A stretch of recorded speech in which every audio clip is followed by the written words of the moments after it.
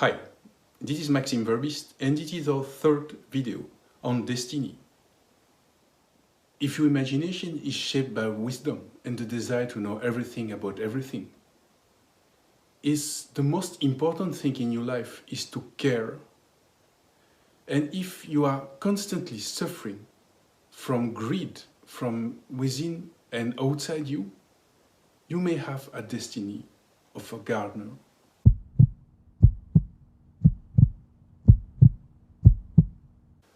Our environment is not only a decor when we are playing our role as an actor.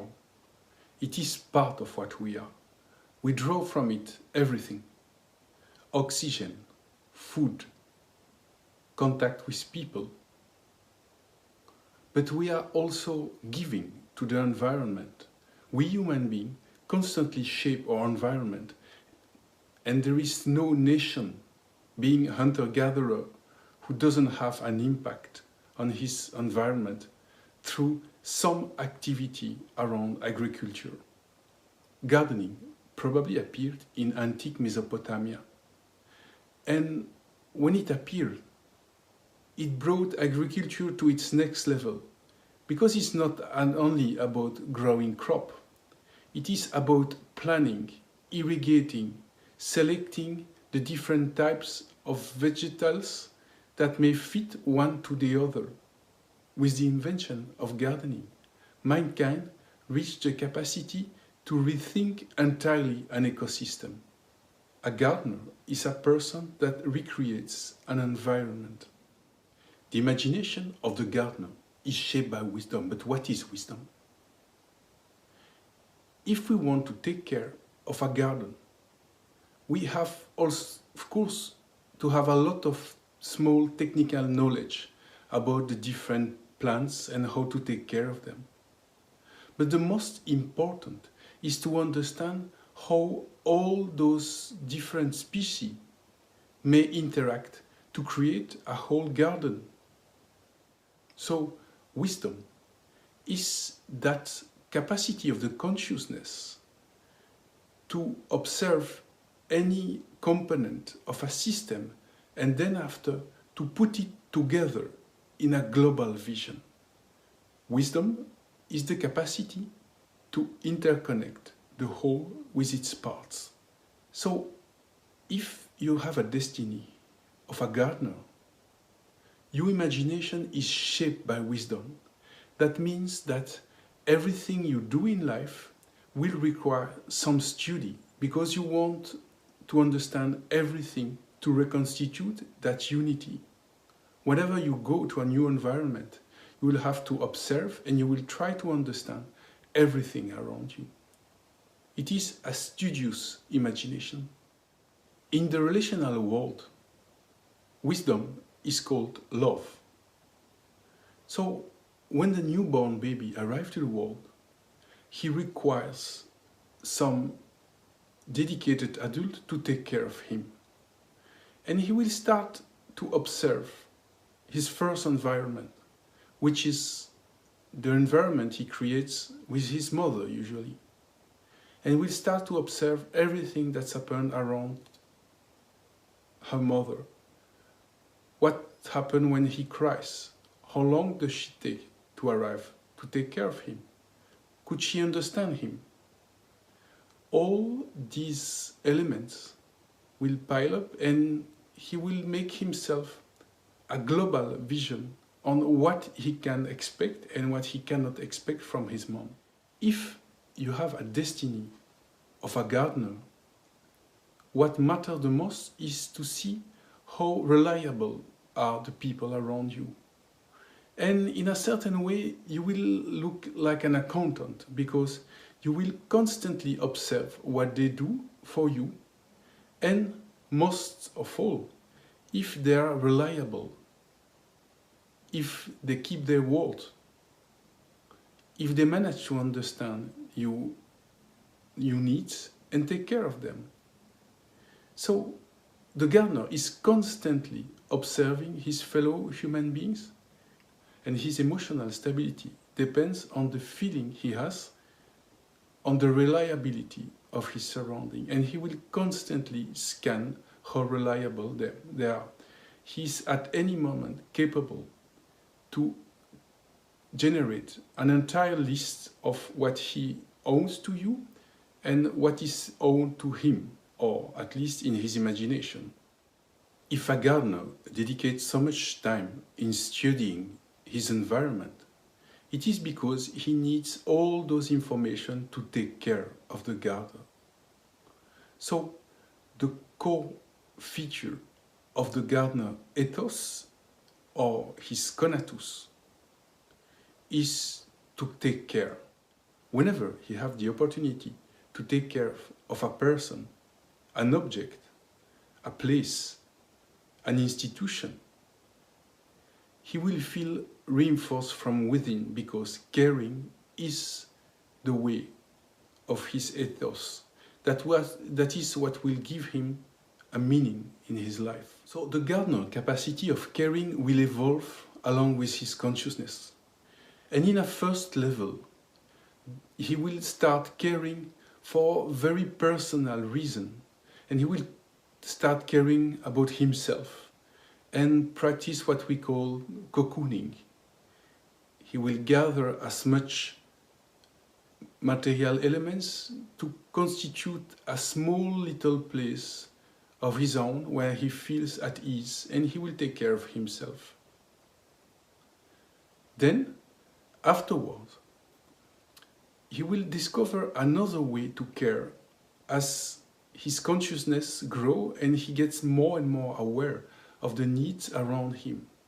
And instead of taking care of his own needs, he will start to explore his environment all around him, and sometimes to go abroad to try to provide resources to his community. So from cocooning, he becomes an adventurer, someone who discovers new horizons and brings them back to his community. As his consciousness keeps growing and his intellect gets eager and eager, he will start to realize that to care for a human being, it's a collective activity, and he will enter in what we call service or organized care. And he will dedicate himself to big institutions such as healthcare, education, anything that could bring something to the society through an institution. So being in cocooning, being in exploring, or in organized service, the meaning of the life for the gardener is to care, and he will try to care in any circumstance possible. The more we get connected to our environment, the more we are aware of the different resources around, and the more we feel that temptation to monopolize those resources for ourselves. And this is a vice that have been described by the ancient under the name of greed. And basically, greed is the feeling that we may miss our resources at one moment or another. So we try to secure them and to keep them for ourselves. The gardener is particularly prone for greed because he's highly connected to the environment and its resources. And for his own sake, or for the sake of his beloved one, he will try to gather, accumulate, and monopolize as much resources as possible. And sometimes he may make out of greed a virtue and explain that it is unhealthy to share resources, and for the survival of the fittest, it is better just to let the poor die, just because it's one way to shorten their suffering in life, to let them die without helping them. This was the philosophy of the Christian pastor Thomas Malthus, who made a virtue out of greed.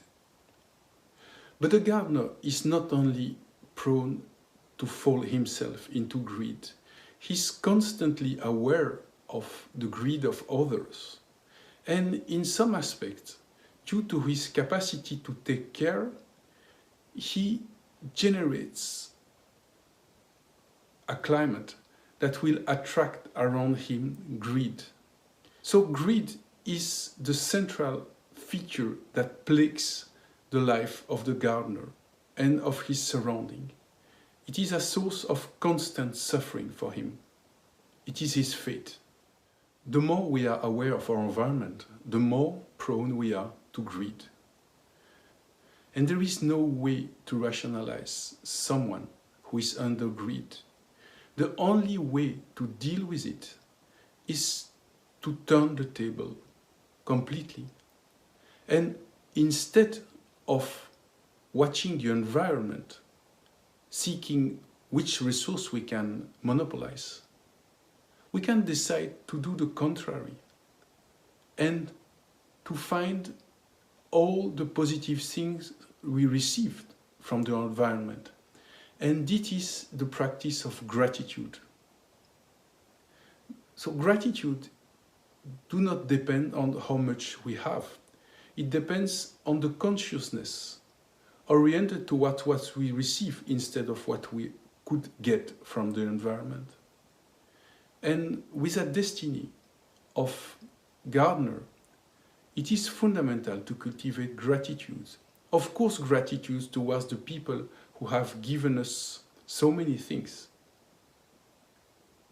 We wouldn't be in the world without the presence of someone who played the role of parents, educators, or even the person who works in the supermarket works for us in one certain aspect. But gratitude can be broader, can be towards life. And of course there is a lot of things that seems that are missing to us. But we cannot spend our entire life mourning on what is missing in our life. And the only solution is to plug your mind into gratitude. It is irrational, obviously. And it's much more rational to be greedy, actually. But gratitude is the only known remedy towards greed. So, if we want to summarize how complicated it is to be a gardener, we can imagine that the gardener is under the control of two imaginary beings. We can imagine a small demon who will push him constantly to greed, to acquire any type of resource for his own benefits or to the benefits of his beloved one. And the second one, which would be a small angel, that push him to share and to take care of others. So those two poles are constant in the destiny of the gardener, and that is what makes the gardener's life so complicated. So if you are losing your empathy towards someone you believe being a gardener, just remember of that. Greed, generosity, is a constant inner struggle.